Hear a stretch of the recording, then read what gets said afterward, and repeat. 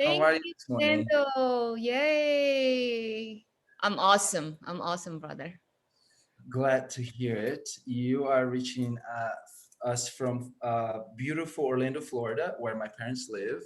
Yes. Mm-hmm. And we connected a few months ago when I heard you speak about one of your passions, which was sisterhood Yes. Mm-hmm. and bringing women together so they could have a place to be seen, be acknowledged.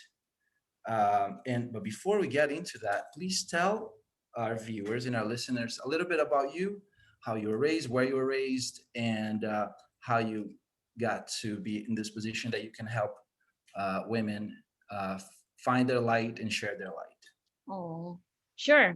Well, my name is WeiLi, so I'll start from my name first. And that name has a very special meaning. There's two characters in my name. So Wei means grand and Li means beautiful. So I am the grand and beautiful.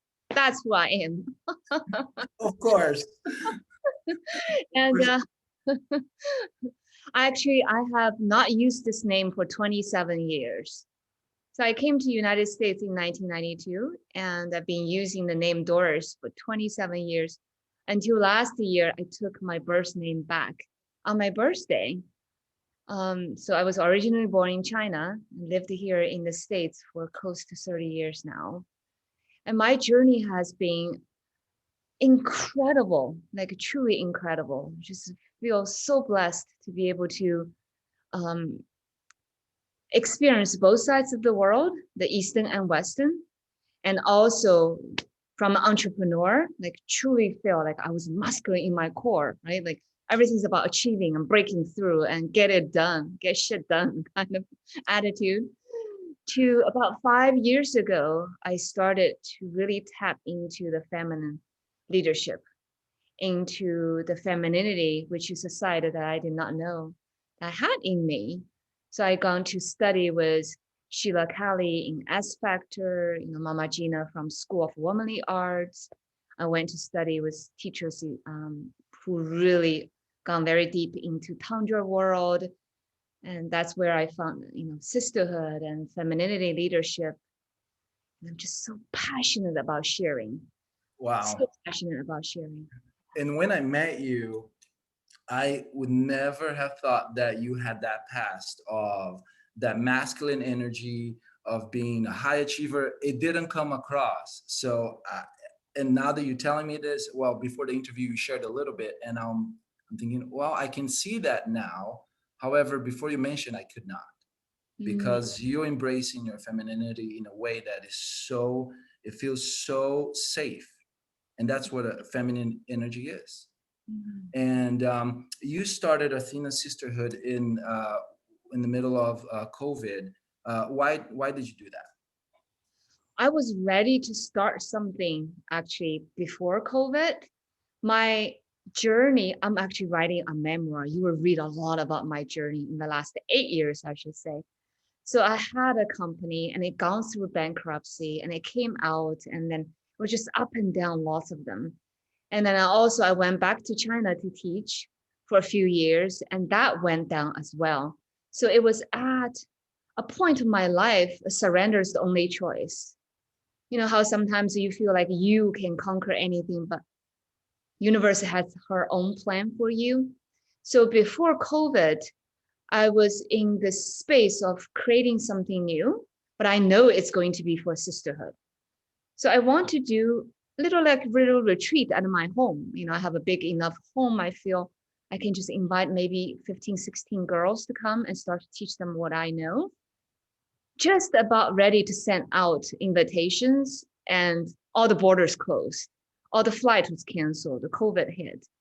And then my daughter started to have symptoms also. Like she started to cough. And at that moment, it was just really in the moment. I saw, well, I've learned all these things. At least I should be able to do something. So I said, okay, why don't I just start it from a group? I had no idea about Facebook group. I have never done a Facebook Live ever. I don't know how to do any Zoom call. Everything, those technology things was all new to me. but I'm bragging that I'm a pro now in Zoom, in Facebook Live, in all that.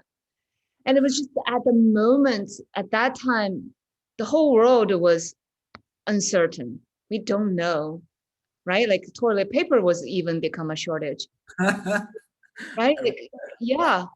I remember that. And one of the things you shared that you found after founding this group is how women can share their wisdom. Yes. We Uh, have, sorry. So we yes. have four pillars in the Sina sisterhood. The first pillar is wisdom. Then there's courage, inspiration, and peace. And the peace is really the surrender part of it. It's find inner peace within ourselves. So in Asina sisterhood, the youngest, we have a group of angels who are my angel sisters who's helping me to really, set up the structure to welcome new sisters, programs, Facebook Live, a lot of operational things that they are behind the scenes. The youngest angel is 14 years old. And the oldest, they're very active in their 60s, in their 50s, right? So there's a lot of wisdom, a huge spectrum of wisdom, not only age-wise, but also our life experience is so different. We came from all different kinds of background, different countries, Asian, all continents, from all parts of the world, and that's where the sharing comes. And would you talk a little bit about love unconditionally, being helped, being loved, and that coming not superficially? How's that? How does that play? How does that happen in the Athena sisterhood? Wow, I mean, this is one thing that you come to the sisterhood, you go into we call a welcome circle. So every Wednesday, we have two goddesses will hold this welcome circle, and then we practice. It's a tool called Trinity, which is a brag, a gratitude, and a desire, and also a basic tool we use is called a river cleanse, and this is a tool that's practiced by two sisters, so sister A and sister B. And we go through life, all of us do, I mean, with challenges, right? Like coming our way. But I think the difference between a man and a woman is we as sisters, we need to get this out of us. If we can have another sister holding the space for us, it's almost like you dump your stuff, you purge, you vomit, that you get that out so your river is clean. I always describe our energy as women like we're made of water. Like our body is made of water. I mean, not only man and woman, but man too, right? 70% of our body is made of water, but especially with women.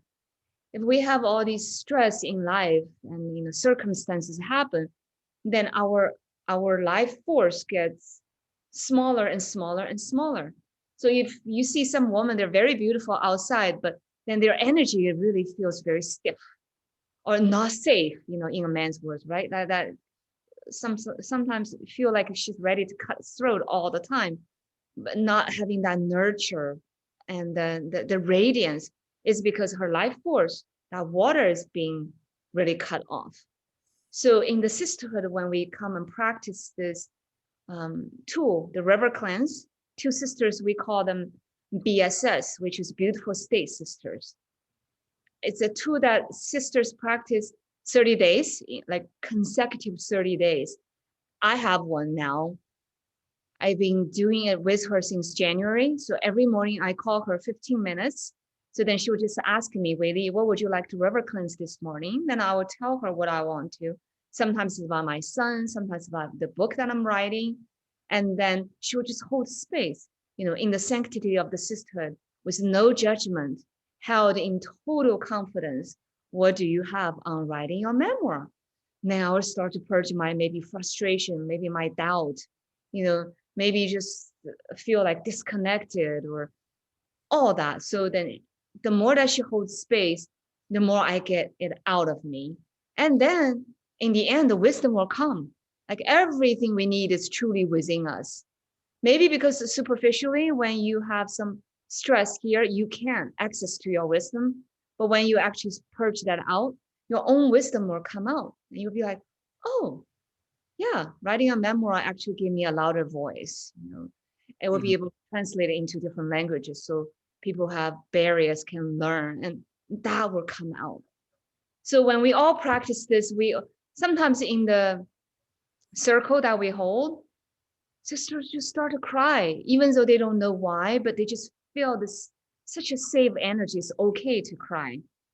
And it's no judgment whatsoever. We cry into puddles, and then 10, 15 minutes later, we start to laugh. It's still fine. It's called a craft. Like you cry and then you laugh. It become a word, a craft. It's the language we use in our system. We're crafting. Like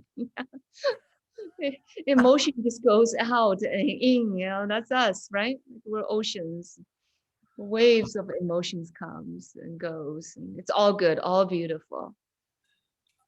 Thank you for sharing all of that amazing gift, those amazing gifts. Wow. Um, something my intuition is telling me to ask you about the part of bragging.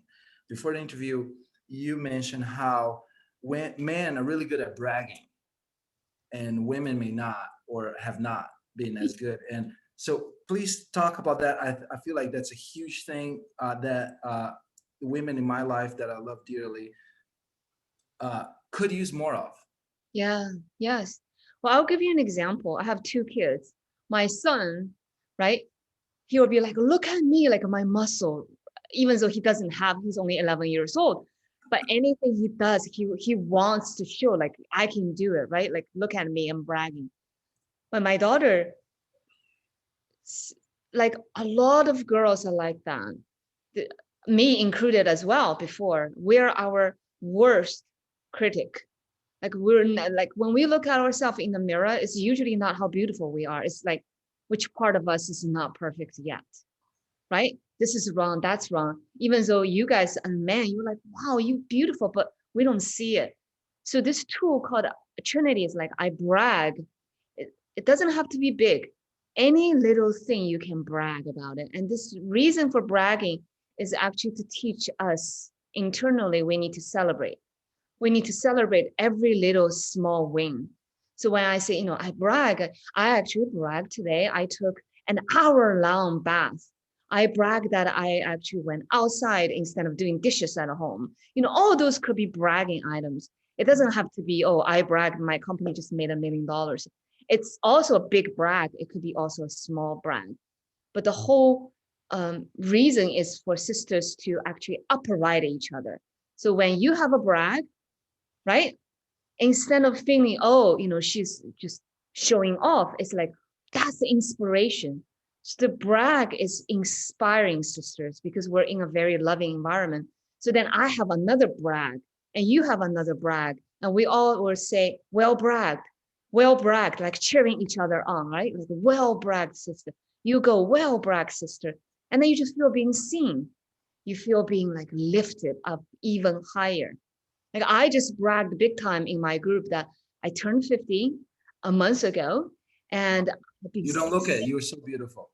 thank you, thank you. And there's a tool called thank you, it's true. So that's what we've been practicing too. It's always thank you, it's true. So I was scared of drowning in the ocean. So this is a huge brag for me. My goal is to be able to jump into the ocean, celebrate my birthday, and conquer that fear. And I did it this time in Bahamas. So I did a huge brag, and all my sisters like, well, bragged, sister. Now you give us the inspiration to do more, right? Like for ourselves. Yeah. Mm, So that's the magical brag in the sisterhood. amazing. Thank you. It's true. Wow. I hope everyone watching and listening can really listen to that. If you're someone who uh, doesn't uh, celebrate wins often, please listen to WeiLi and yeah, start bragging, start Yeah. bragging and the upright. I like. This is the first time I've heard before the interview you mentioned upright, and my mind is wrapping around that concept, and I want to understand it even more. Could you explain again what upright is? Yeah. So ride upright is like take you on a ride with me, right? Like we're on, say for example, we're surfing. So Yeah. ride even higher with me. So when you are actually riding, instead of like, oh, what's the big deal? The energy dies down, then you feel like, well, is that really a big deal? Maybe that's not a big deal. We make it a huge deal. We make any little brag a big deal. And we upright you by coming up with something even a bigger brag. Mm. Brag doesn't mean the item has to be big. It's just my energy when I brag. I'm like bragging this thing, right? Like that's my big brag. But it doesn't have to be the content. It's the way that I owning my brag. We upright each other. Okay. Wow. I can see how that could turn up the energy in the room a thousandfold very quickly. Yeah. There's many tools that we practice in the sisterhood. There's another tool called a word bath. You know how you take a bath, the water comes down, you feel cleansed and you feel nurtured. And we use our word, it's called a word bath. So this morning we just did a word bath for one of our goddess of courage. She's in a Dominican Republic. And we get together sometimes a couple times a month. We will pick one goddess we want to do the word bath for, and then everybody in the circle will do kind of like pick a favorite moment you had with her, and you shower her with your word, with love. See, for example, like she set up this Athena's writing club, and she's been doing amazing for the last 16 weeks. So the members in the writings club will say, wow, you actually lifted me up. I thought I could maybe just write a little bit, but in the last 16 weeks that you give us these topics to write, it really expanded my capability of writing. And you just shower her with, you're so nurture, you're always like give us encouragement, and you're leading behind the scenes. It's just like pulling the words of love onto her. Watch her face. I just if you see this woman's face, like right, like before, some sisters would come in and say, when you give them a praise, and they will say, for example, you say, oh, you're so beautiful, then my tendency would be like, oh, you're beautiful too, like you want to give this back to the sister. But we actually say, no, just take it all in and say, yes, it's true. So this is for you to receive, not for you to give out at the same time. But really take it in and own it, let it go into really deep into your cell. And when you really need it, it's there. Then when it's time for you ready to give, then you give out. But this is time for you to receive. Yeah.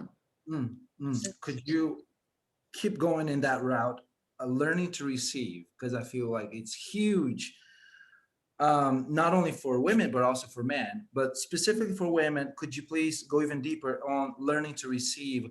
What, perhaps even a personal story of when you didn't know how to receive the way you know how to receive now? What, how is it before, how it's now? Or maybe a sister story? I will just give you a personal story. Okay. So growing up, I'm always a giver. It's like I myself, now I'm looking back, I understand why I was a giver. It's because I feel like if I can just give, then people will love me, right? Like that's the way that I grew up in the childhood. So receiving was difficult for me. So this time, when I was again turning 50 is a big deal for me, and we were going to go to the ocean to celebrate my birthday, but because the weather was not good, so we couldn't go. So now my birthday comes that day, I'm like, well, kind of like a bummer, it's a big birthday, but I'm sitting at home, and I just remember I need to practice what actually I'm sharing is by receiving it, but asking first. So I just went on Facebook. I'm like, I'm home. I'm going to throw myself a party. Whoever wants to come and come. So all these sisters showed up, and then they showered me with the word bath. If I didn't know these tools in the sisterhood, I wouldn't have done that. I'll just be like, it would be selfish to ask for yourself, or, who think you are? Everybody is so busy. like, what is the big deal kind of like thing, right? I will talk myself out of it. But this is like, no, I'm ready to receive. I would love to have like this moment just for me. And that's not being selfish. That's because I worth it. And I truly feel that way. Like it's, how Tony said, you cannot be a true giver if you're not a receiver at the same time. You Mm. have to be able to receive in order to give. And that's the cycle, keep going, right? Infinite cycle. And in the sisterhood, we really learned by practicing these tools. No, no, no. Right now is you're in, and also imagine us. We're always going up and down, up and down. This is just us. Like with the circle, we have the period once a month. You have those cycles. You go up and down. That's out of our control. It's our hormone. This is how we're made. So if we're trying to give 30 days out of that month, and then you're depleting yourself. So in those week or two when our cycle is actually low, that's when we need to be in the sisterhood, just receiving. And that's the beauty of the sisterhood. When you are low, somebody's always high. When you are high, somebody's always low. It's never a case everybody's high and everybody's low at the same time. It doesn't happen. It's Really? always that's yeah, it's so funny. Yeah. Okay, so two things that are coming to me here. First is um, what could you say to men? Mm. Yeah.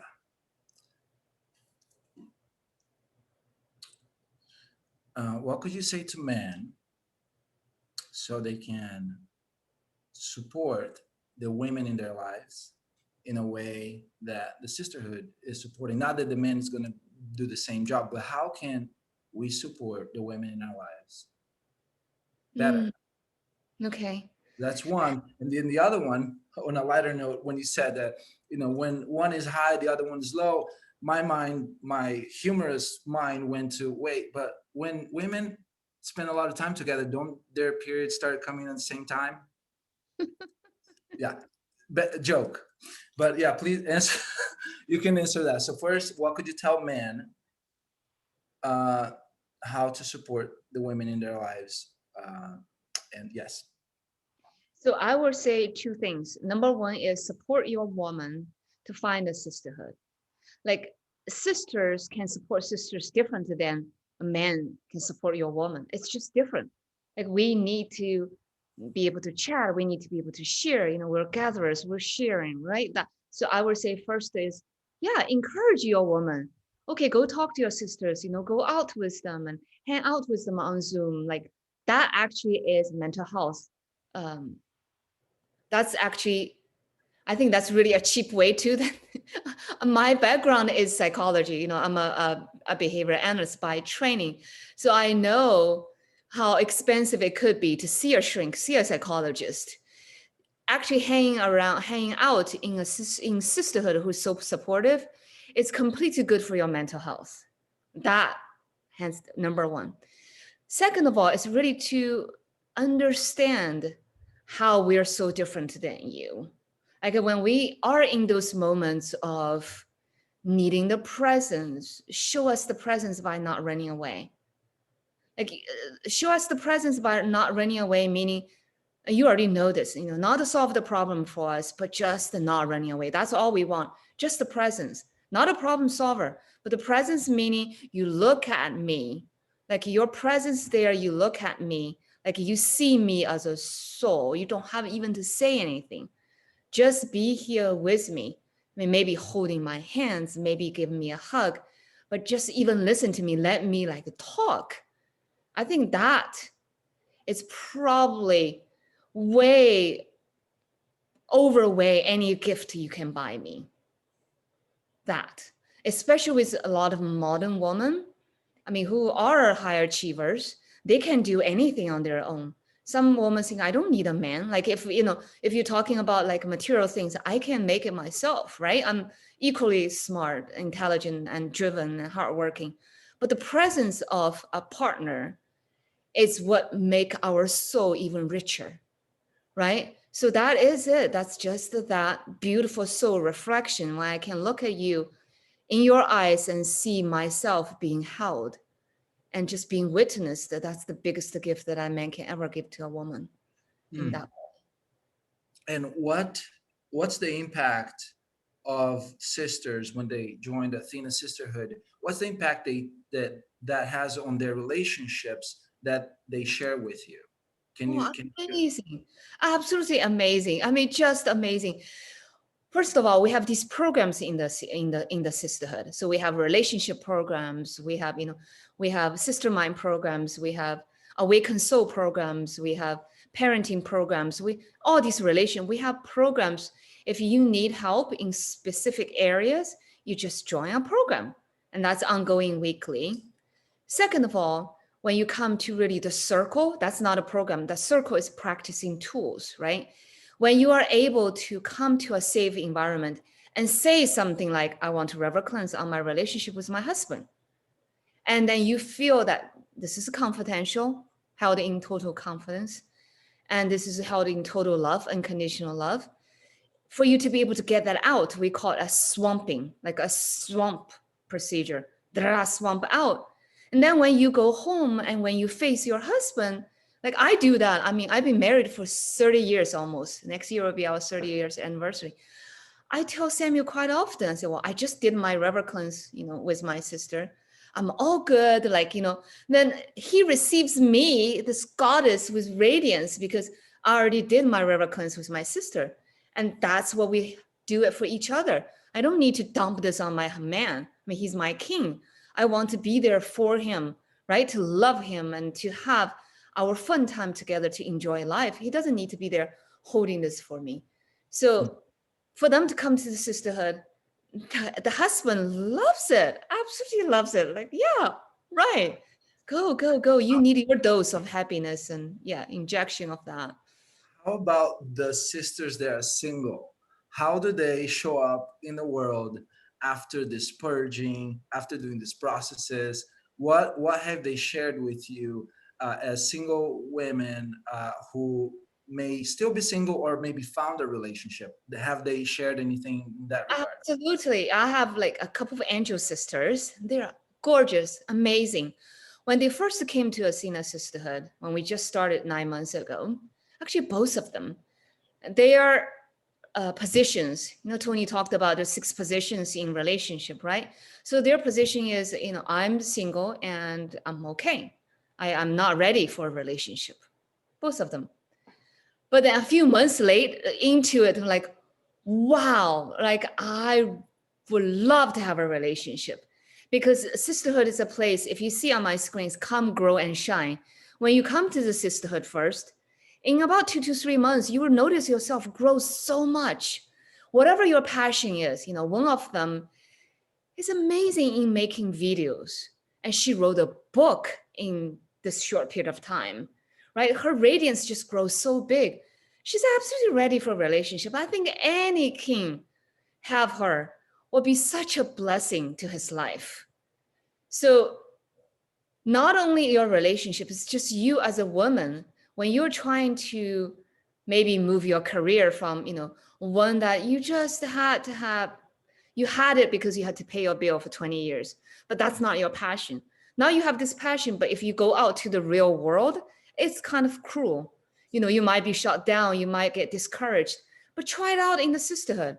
Any program you put on, all we do is being a cheerleader. It's like amazing program. We will give you, this is the thing, we are flowers, brother. I mean, women are flowers. Flowers doesn't need like cold winter. All flower needs is water, right? Like just water us with anything. Like praise is water. So if you water, we will grow. We don't necessarily even need corrective feedback, constructive feedback. We will find our wisdom ourselves if you can just water us. So we do that in the system. We just water and we praise. And then before you know it, their radiance is different. Then they attract different energies. They attract resources to their life and they become even bigger. And then they shine even brighter to the world. And that's how feminine leadership changed the world. Not being the masculine. We're so different. We need you. Absolutely need you. But we do a different way. Like we're the light. right? Like we're just the nurture, we're the mother earth. We hold space. Yeah. Mm. Wow. Thank you. Thank you for being the nurturer, the mother, the sister, the light. Mm. Have a question in regards to, and some a good chunk of my audience are men, and these are men that they do their work. They belong to men's circles, men's groups, and some of them are calling in. They are in a stage in life where they're calling in their ideal partner, Yes. and I'm one of those. So I Yes. ask you, sister, what advice would you give to someone like me who's calling in their life partner, and something that I can use and something that my brothers can use? Okay. Well, first of all, I want to say congratulations. Yes, that's a beautiful journey that you're embarking on, right? Yes. So I understand that there's different stage of a man's development. So some of the men will be wanting to have a partner and build a kingdom together. And some probably like you already built kind of a kingdom.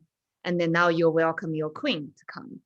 So I would say, first of all, you got to understand where you are now. Like, are you looking for a queen who is already a queen, or are you looking for someone who is who has the potential to become a queen? You want her to build the kingdom with you together. So that's very important to know where you are. Then you can send out the signal loud and clear. These are the quality, these are the life partner that I'm looking for. Um, I would say from a woman's perspective, be friend with us first. Like truly get to know us. That's not only from the sisterhood, it's from my personal experience of 30 years, and also all these stories that I hear from other sisters who have had a long-term relationship 20, 30 years. All of us, no exception, were best friend or great friend or good friend with our husbands. Mm. It's that foundation is so important, is because if you just look for chemistry, there's a lot of chemistry at the beginning, right? Like, yeah, that's our animal spirit, but the chemistry will die down. It really will. Over 6 months, over maybe 18 months. Where did the chemistry go? It's gone. I mean, you probably had many of those in your personal life. It was like started off really strong and then just died down. But as a woman, we're looking for that safety. So if you become a friend with us, then if I'm safe with you, then I want to share. And the more I want to share myself, the more you will feel my radiance, right?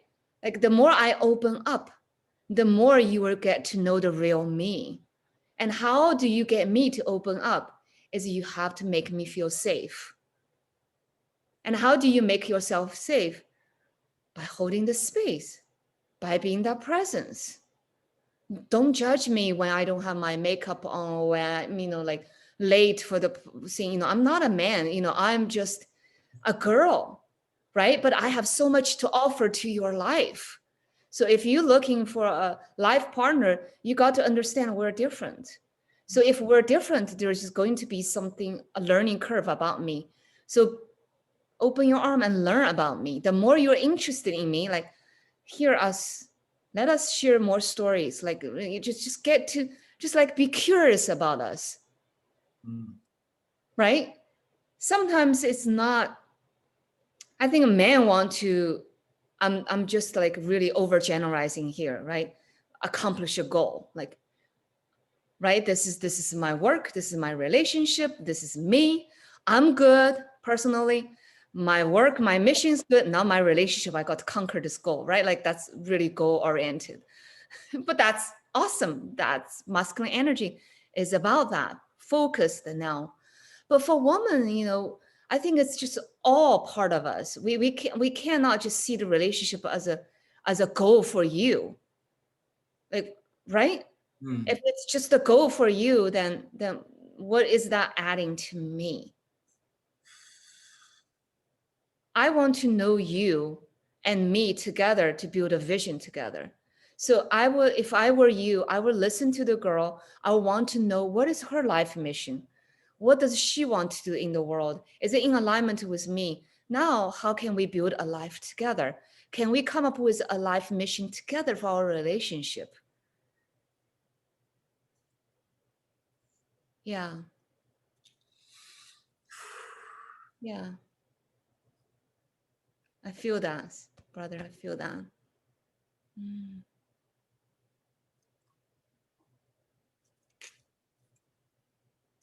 Wow. Thank you. Woo. Thank you. Mm. Thank you. Wow. This is exciting. This is good stuff. Thank you. Thank you for sharing. Well, how can people find you? How can people find the sisterhood? How can they join you? Yeah, please share. Well, we have a website. It's asinasisterhood.com. So when they sign up on the website, they can become a member and they can create their own profile so the sisters can see each other. I'm in Hong Kong, you're in Taiwan, or you're in United. The goal for us is to be able to find sisters anywhere when we travel. We can actually find each other and share joy. And then we also have a Facebook group. It's called Asina Sisterhood, also just a Facebook group. And there we have about 1,300 women. And we do programs, we have Facebook Lives, lots of nuggets there. And then we also have a Facebook page that you can follow us. Um, yeah, then like I said, I'm writing this book. It's a memoir, but the end is all about why Asina Sisterhood started. So Mm, that would be this is this is one of my desire is that would be a catalyst, and I would do a world tour to visit all the sisters around the globe and then have everybody really set up on fire and be the light and radiant out. mm. Thank you. Thank you so much for everything you're doing, not only for our sisters, but for the world, because it's impacting the entire world.